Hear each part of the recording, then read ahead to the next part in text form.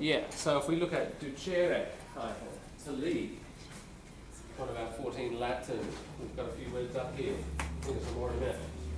Reduce. So you're leading it, I guess, downwards. So you get first. A lot of people. Oh, we'll start with some easy ones. Duct, just so we get to, it's leading air, isn't it, into the room. Or your tear duct is leading the tear liquid into the eye. Conduct, that's conducting electricity, it's leading it from there to the power point. Conducting, so electricity gets conducted, led through a wire, copper wire or whatever. Produce, pro means forwards. Think of a factory, it's like a line, isn't it? And you lead a product through a process. That metaphor, you lead it forwards. Induce means to cause, sort of indirectly. You can have, in electricity, if you have a current there, it induces a magnetic field or another current going the other way. So it leads it, causes it to happen. Certain conditions can induce diseases, they cause it. More like sort of systemic causation more. It's not absolutely direct, but it's sort of indirect, it'll cause it. So we could say eating lots of Mars bars induces diabetes. It's not a direct, it's not like, as George Lakoff says, a punch in the nose, is it? It'll come out later. So we use, it's a good word for cause and effect. Or for those systemic causation. Not necessarily increase, no. Cause and effect is different from adding up. I mean, it can be related, but not necessarily. John, I know a good example. Induced labor. Yeah. I had induced labor. Yeah. You had? Induced labor. Delivery. Baby. Yeah. Induced labor. What's the first bit? Induced. Induced. Ah, yeah, right. Labor. Yeah. Because I didn't have exactly. How can I say? Didn't have strength. Contraction? No. Contractions. Right. Yeah, or strong enough contractions. Yes. Right. So they induce it. Yeah, exactly. Yes, They cause it. Yes. That's right. And through complex process, it causes that. Yeah, exactly. That's right. That's a good collocation. Induced labour. Deduce is like logic. We have A and B, and therefore it leads us to the conclusion. We say this in English. It leads us to conclusion. See, that's deduction. Now, the other one, just while we cover that one, there are two kind of, it comes from this word, but this has got two senses in English. So we have deduction and we have induction, so the noun. That's deduction, like mathematics. Induction we've talked about before. Think of buy a sample. You have your samples, and for your lesbian families or whatever, and from that you arrive at a conclusion. Oh, it seems kids from lesbian families are well adjusted or better academic performers or whatever. So induction is where you observe data in the real world, and that leads you to a conclusion. But sometimes people say like to do induction, that means kind of training. That's right, that's another meaning. Yeah, it's got a few senses, that's a good point. Induction can be like, as I said, you have an electric, it's got a few meanings. You've got an electric current, and it will cause an electric current going the other way. That could be induction too. That's one meaning. This is another meaning. And Sadia, that's another meaning. If we think about you join a new workplace, where's the photocopier, how do you fill out your leave form, meet Mary, all that stuff's induction, isn't it? So again, you're leading somebody through the process of how the office works or the factory or whatever. Induction. Same like introduction. True, yes. Good. So introduce, exactly, you lead somebody through a process. And while we're on this topic of that kind of induction and this, that was the other one, what's happening in this room? hopefully. Hopefully you're learning something. Educate, somebody leads other people through like a pathway of knowledge.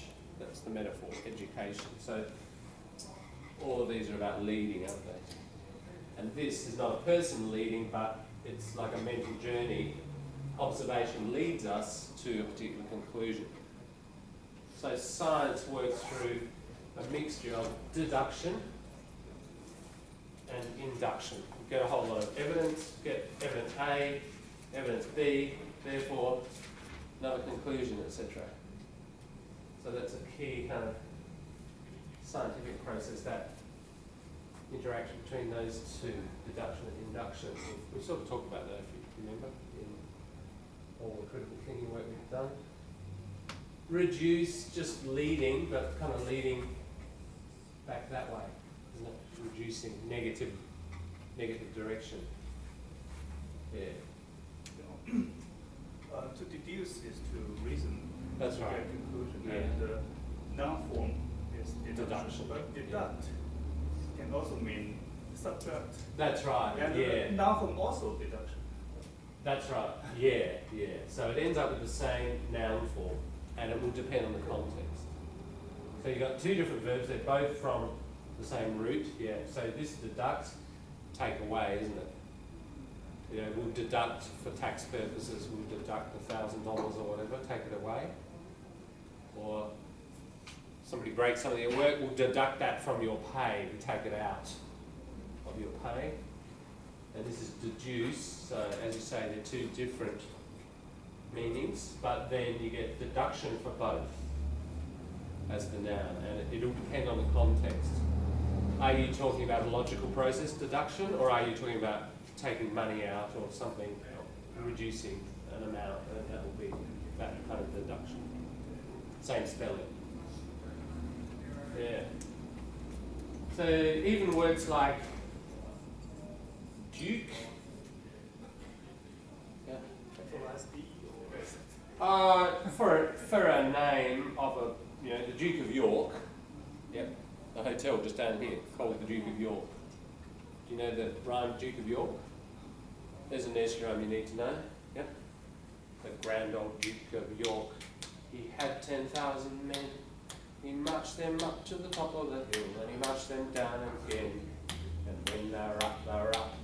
And when they were down, they were down. And when they were neither and when they were only halfway up, they were neither up nor down. Yeah, that's a kid's rhyme. Ankle. Yeah. So that's one you need. That's one of those rhymes you need to know. You can hear the rhythm. Remember all that stuff we do with the rhythm. So if you recite that, you'll get all those squeezed syllables. Don't forget that stuff we did. This one, the Keep naughty doing it. boy keep on. Yeah, well, that's like they're rapping, aren't they? Yeah, All that rap yeah, keeps them. And then moving like that. Oh, now Yeah. I want that. That's called magic. Yeah.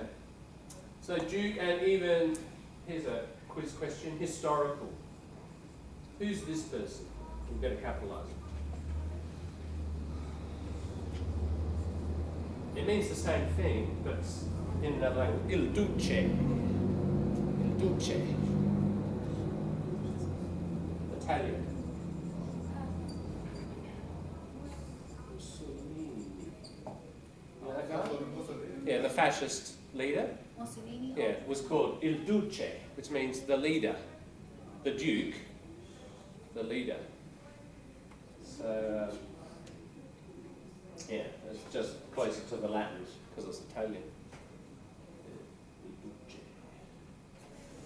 All right, so there we go. There's Ducere. Shall we move on? Or back to where we were yesterday? Keep going with the Latin. We should finish that pretty soon. We've got a couple more to go, not many. Let's look at ellipsis. That material from yesterday. Has everybody got one? Ellipsis. Just a reminder.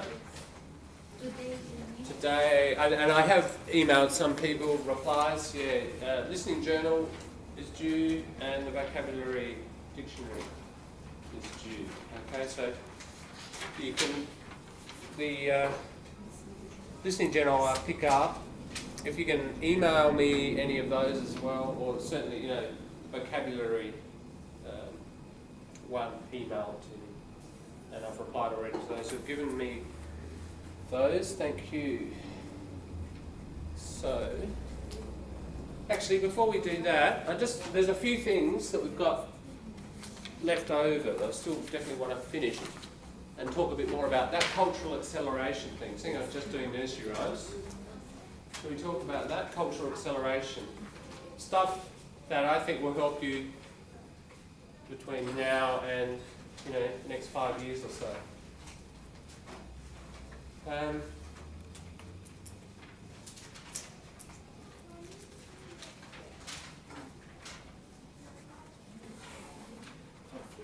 Yeah, you know, the hardest part, the most difficult part of probably a language, as I've said, like that.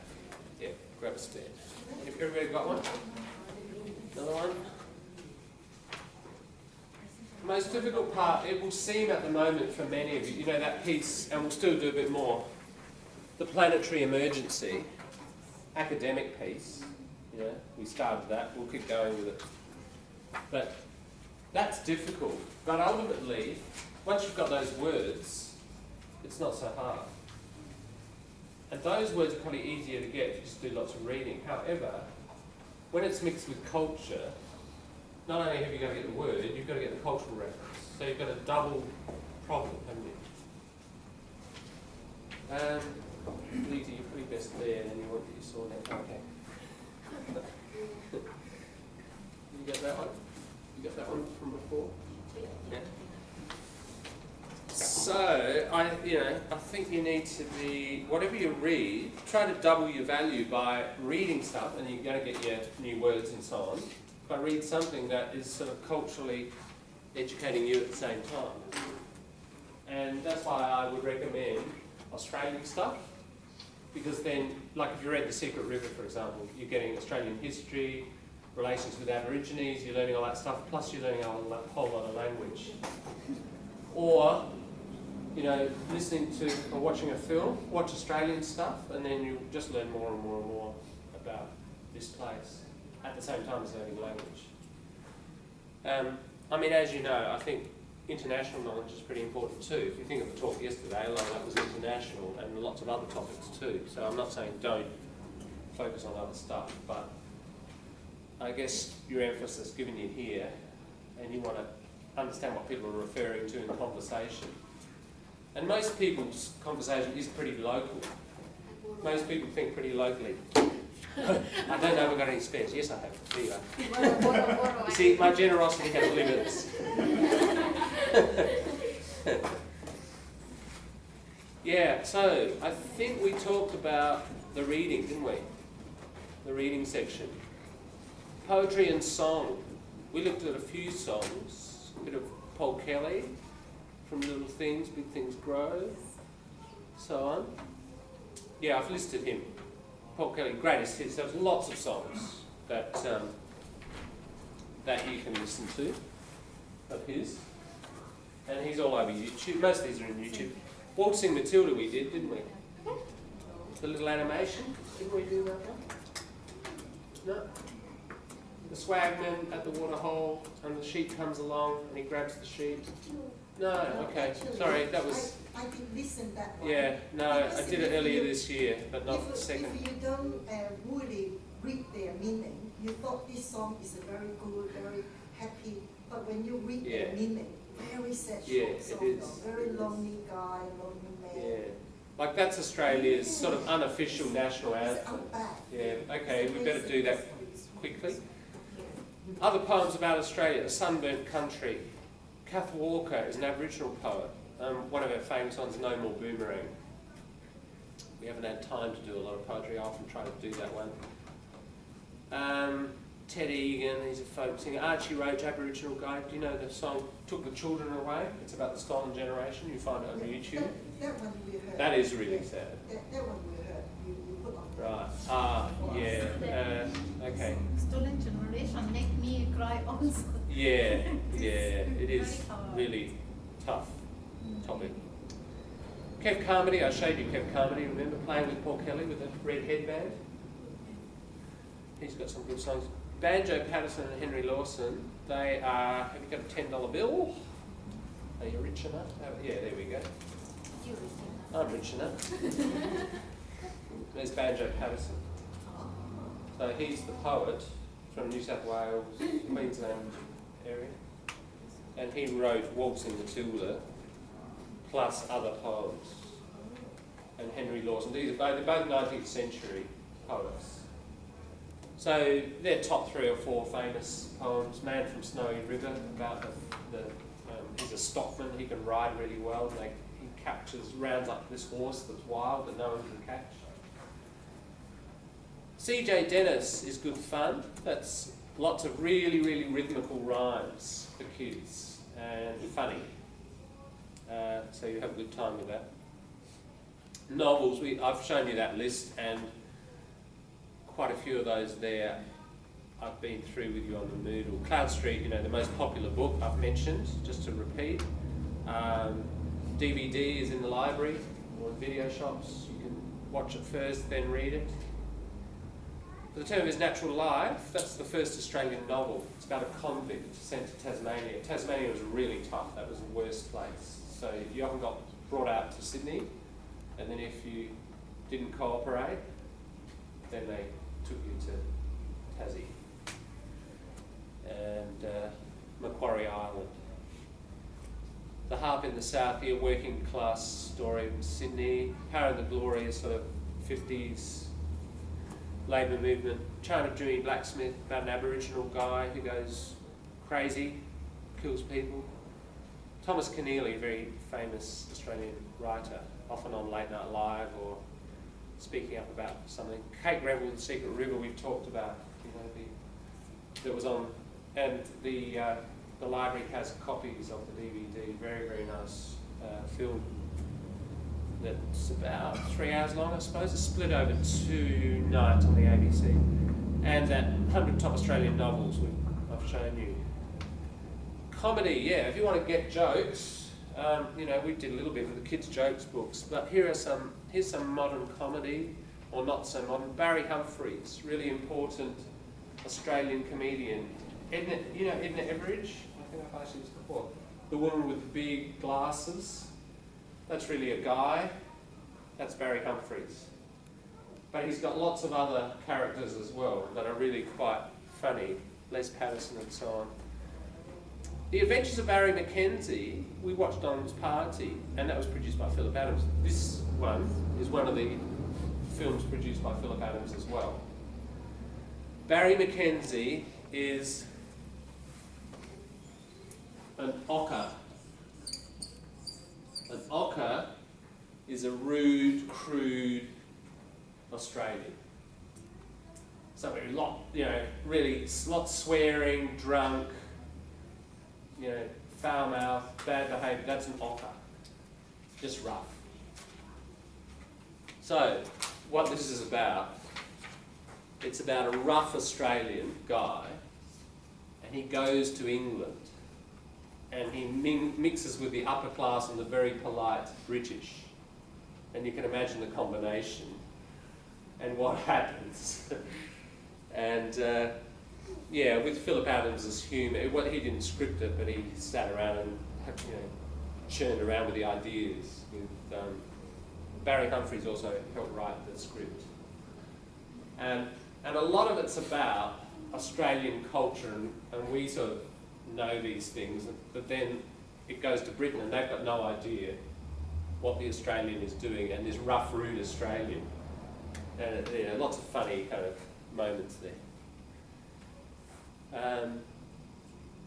So one of the reasons that I put that in is because it's a funny interpretation of that typical self-concept Australians have. So if you want to think, how do Australians think of themselves, or some typical Anglo traditional Australian, you'll see elements of it in there. Do you know Monty Python comedy? That comedy, and then look all the others that follow it.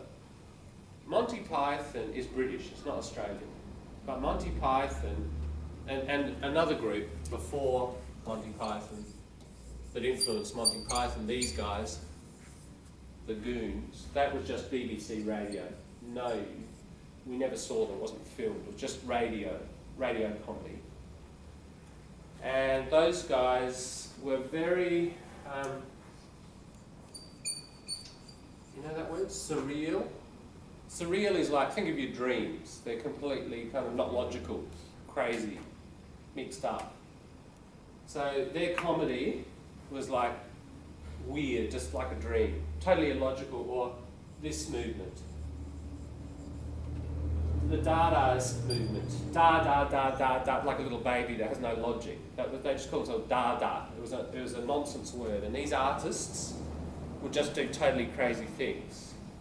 One of the most famous things, two most famous things that the Dadaists did, Marcel Duchamp, he got a chair, like a stool it was, didn't have a back, and he got a bicycle wheel, and he turned the bicycle wheel with a forks on it, and he put that on it and put it in the gallery.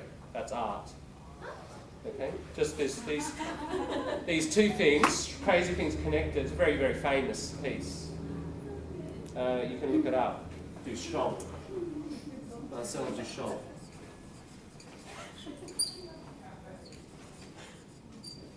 That was one thing he did.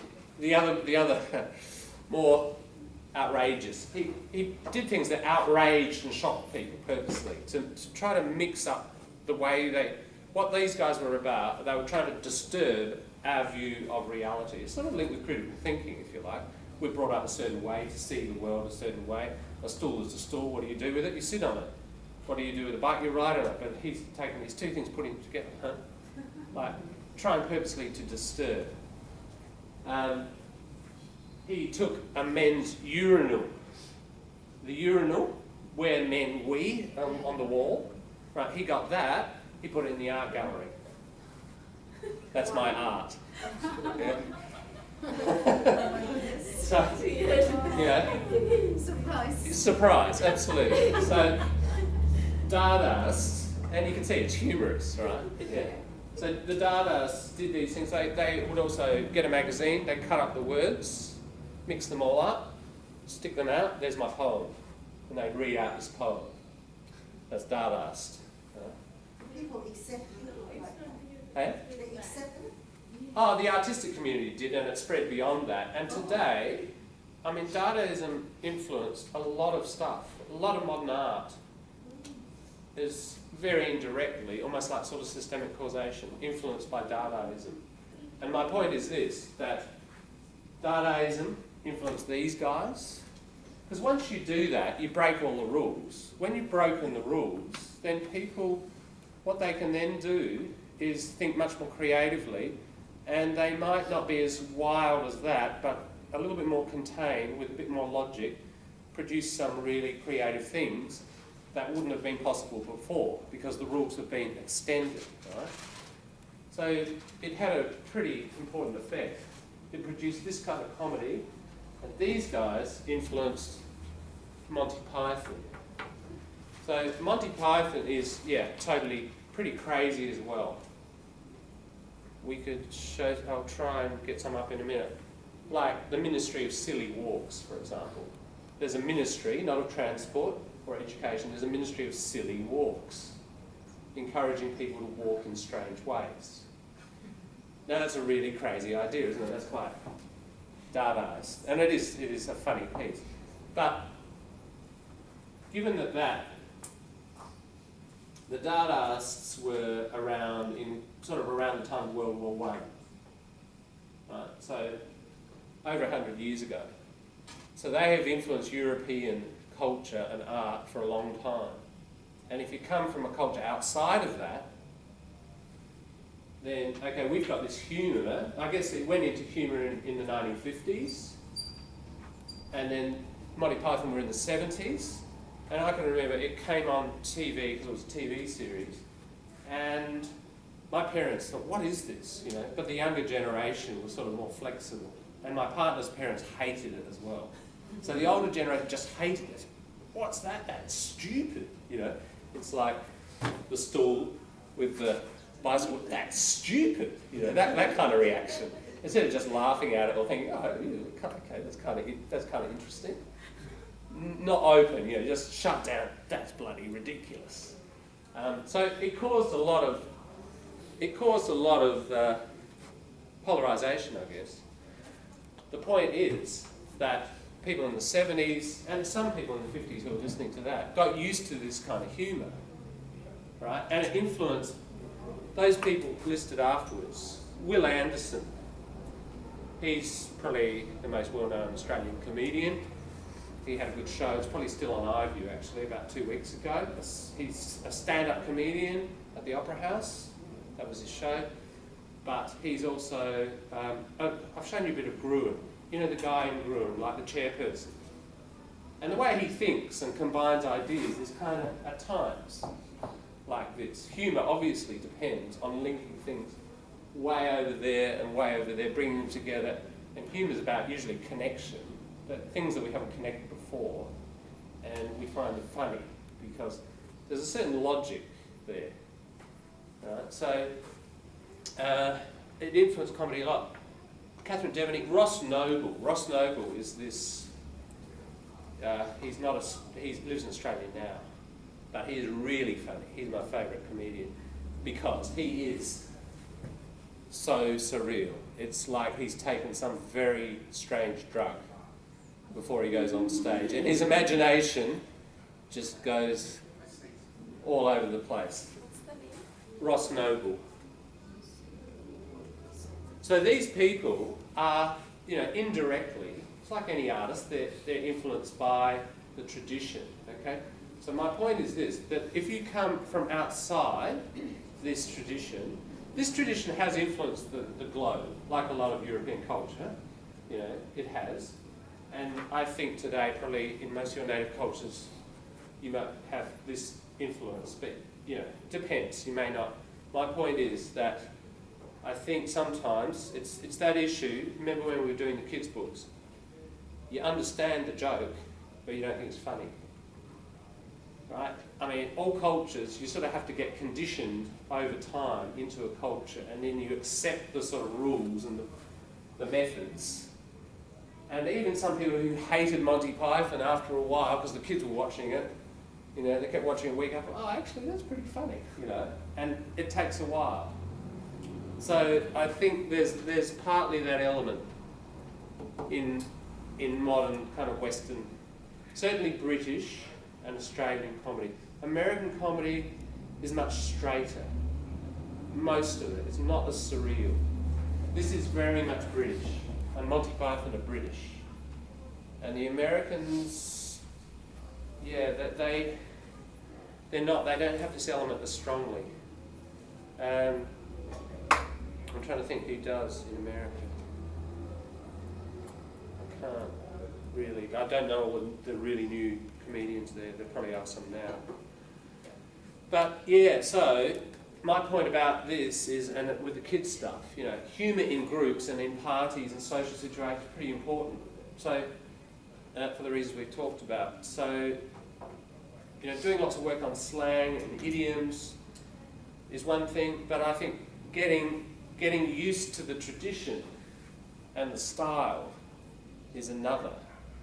Because that stuff has not only influenced actual comedian artists, it's influenced the average person at the Aussie Barbie as well, and the kind of jokes that people make, definitely. So it's worth throwing yourself into that. You'll have a good time as well, but don't worry that you don't get it all. You'll get a certain percentage, and that's kind of fun. Watch it in another 6 months, and you'll realise, actually, if you've been doing this work, constant work with it, I get it now. You'll get some nice surprises. Yeah, so look, that's the cultural acceleration. I'll talk about the art maybe another day. We'll just do, over the next 3 or 4 days, just bits at a time there. If we get time, it'd be good fun to have a look at some of this stuff on the video. And if you like it, you can keep watching. All right, let's switch over back to ellipsis, the grammar. Is it available, all the stuff is available on the library? My local library, for example? I reckon pretty much all of that you will find on YouTube. You will find some examples of, you know, all of the Will Anderson, for example. A lot of that's on ABC iView, which dies after 3 weeks.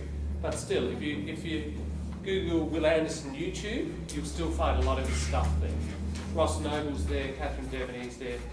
Try it out on YouTube. I think you'll find there's probably enough. Yeah. They do, thanks. They do have their own DVDs and things.